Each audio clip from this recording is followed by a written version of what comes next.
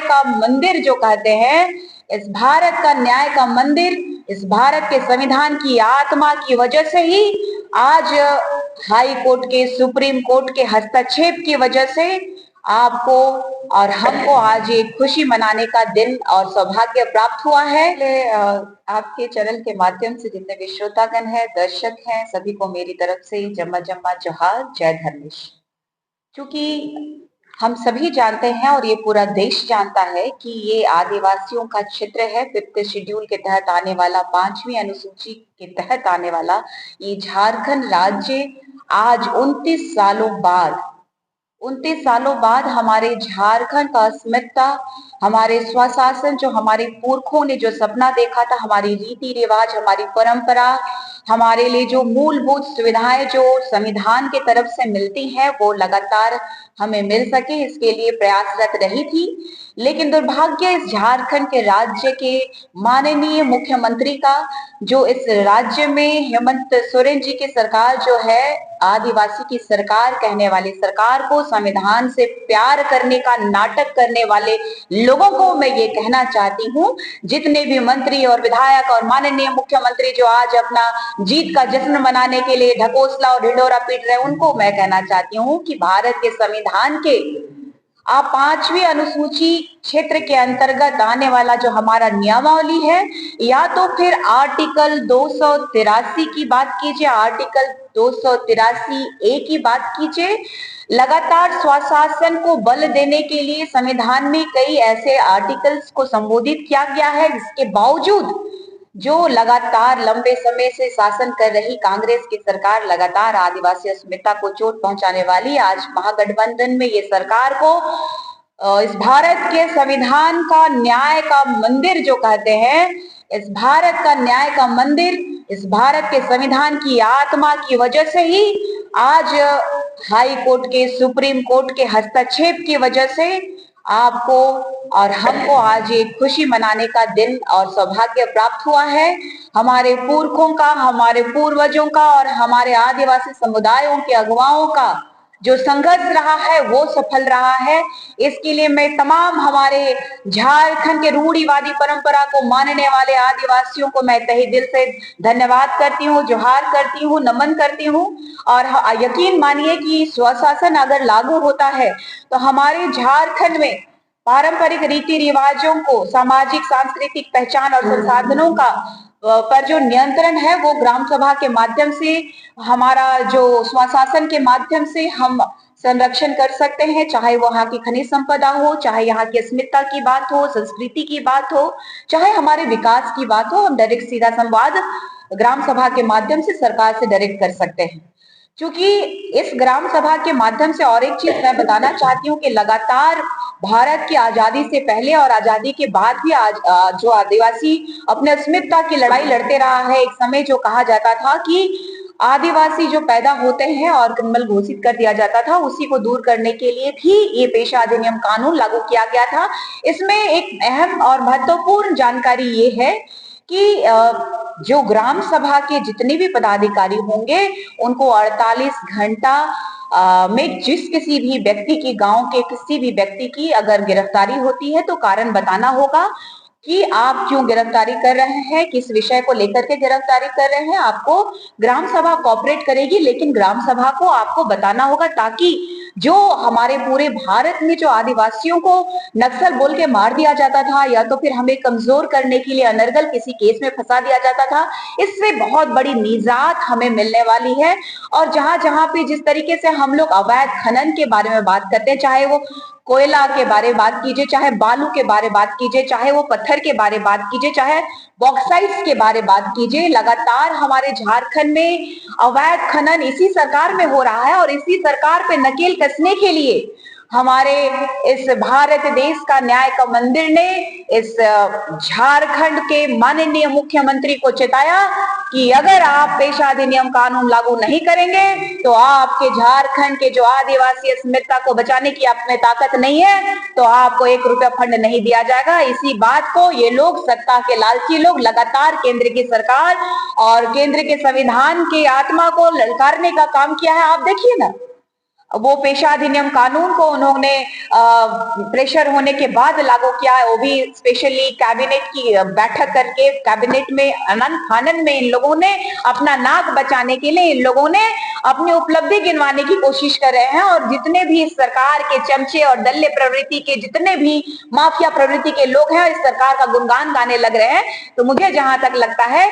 आज जो है हमारा आदिवासी समुदाय के पास अगर इतने पैसे होते तो मेन रोड के सड़क पे ही आज हम लोग भी दिवालियां मना रहे होते। लेकिन हम गरीब बेहद जमीनी स्तर से जूझ रहे आदिवासी जो है संघर्षरत है और हमारा लगातार लड़ाई चलेगा। और यही केंद्रीय सरना समिति के हमारे केंद्रीय अध्यक्ष जी हो गए, यहाँ पे बैठे हुए गुमला जिला के जो अध्यक्ष हैं मेरे पिता जो आदरणीय हंदू भगत जी हैं, इधर हमारी दाहिनी ओर बैठी हैं जो केंद्रीय प्रवक्ता है एंजल लकड़ा जी। तो हम सभी ने मिल करके गुमला से पैदल यात्रा करके राजभवन तक पहुंच करके झारखंड राज्य के राज्यपाल महोदय को ज्ञापन देने का काम किया। और देखिएगा इस झारखंड राज्य के कई ऐसे धर्मांतरित लोग जो है इस हमारा यात्रा में पेशा अधिनियम कानून 1996 लागू करो को लेकर के जब हमने आवाज उठाई थी तो कई धर्मांतरित लोगों ने जो लगातार हस्तक्षेप किया है कि पेशा अधिनियम में संशोधन होना चाहिए या पेशा अधिनियम कानून लागू नहीं होना देना चाहते थे,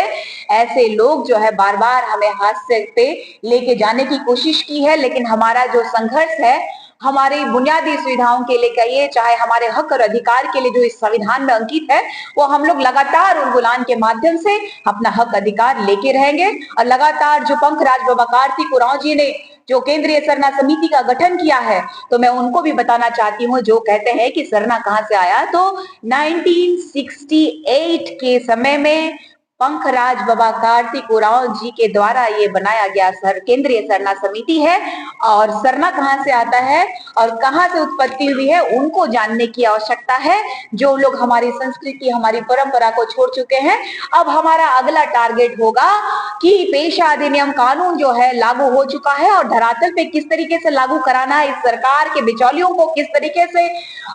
जो है हावी होना चाहते हैं उसको हावी नहीं होने देना है, इस पे हम लोग कार्यरत करेंगे। और साथ ही साथ जब तक डिलिस्टिंग नहीं होता है केंद्रीय सरना समिति लगातार प्रखरता से